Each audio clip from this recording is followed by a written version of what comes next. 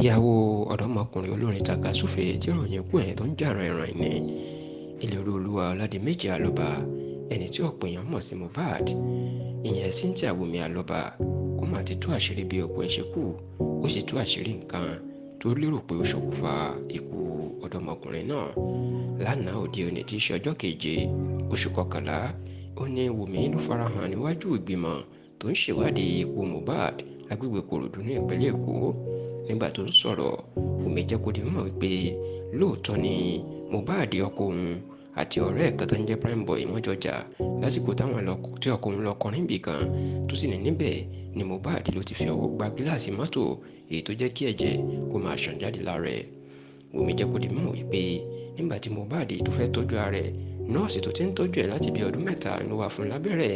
Ó nígbà tó sì fún lábẹ́rẹ́, ó nínú kíchìn lòún wà.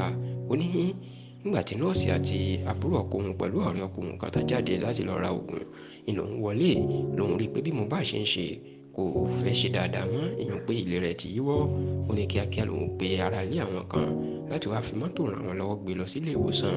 Ó ní bí táwọn ti ń gbé lọ sílé ìwòsàn, ìní dẹ́rẹ́bà tó gba mọ́tò náà ló ti sọ pé ọwọ́ Mohbad ti ń tutù, ìyẹn pé ó ti ń dòkú.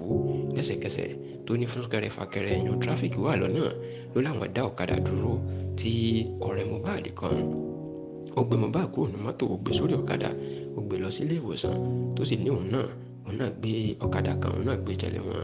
Ó ní báwọn ṣe délé ìwòsàn ni wọ́n sọ fáwọn ilé ìwòsàn pé Mohbad ti kú.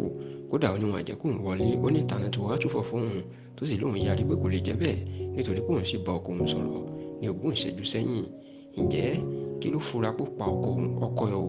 Wùmí ní tó pa Mohbad tó mọ̀ ni pé látìgbà tí àwọn àjọ tó ń gbógun ti oògùn olóró àti ìlòkulò oògùn ìyẹn NDLEA tí wọ́n ti gbé lóṣù kejì ọdún tó kọjá, tí wọ́n la ìbọn máa lórí, ó ní látìgbà náà ó ní Mohbad ni ló ti ń ṣe kátàkátà o. Ó ní látìgbà náà ni ló ti ń hùwà bíi wèrè. Kódà ó ní gbogbo password tó lò sórí fóònù ẹ̀, ó ní kì í rántí mọ́ nítorí pé wọ́n ṣe ń ṣekúṣe ń bẹ̀. Ó látìgbà náà ni Mohbad ni ò ti járayé tí ò jírò ọ̀run mọ́. Ó ní yàtọ̀ sí ilé ìtúre, àwọn kan máa ń dúnkòkò mẹ́ẹ̀mí ẹ̀ tí wọ́n máa ń lù kiri. Kódà ó ní bó ń ṣe wáyé, ó ní nǹkan ló máa ń dàbọ̀jú kọjá nítorí pé látìgbà tí ọkọ òun ti kú, wọ́n ń dúnkòkò mẹ́ẹ̀mí òun náà, wọ́n fẹ́ pa òun náà.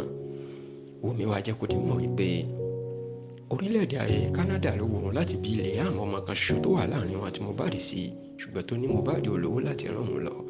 Ó ní lẹ́yìn tó ń bímọ náà tán ni Mohbad wá owó tó gba físà pé kó ń lọ gbé ọmọ náà lọ síbẹ̀ kí ọmọ náà lè dàgbà síbẹ̀, ṣùgbọ́n tó ní èyí làwọn ń ṣe lọ́wọ́ kí ti ikú òjijì tó fi mú.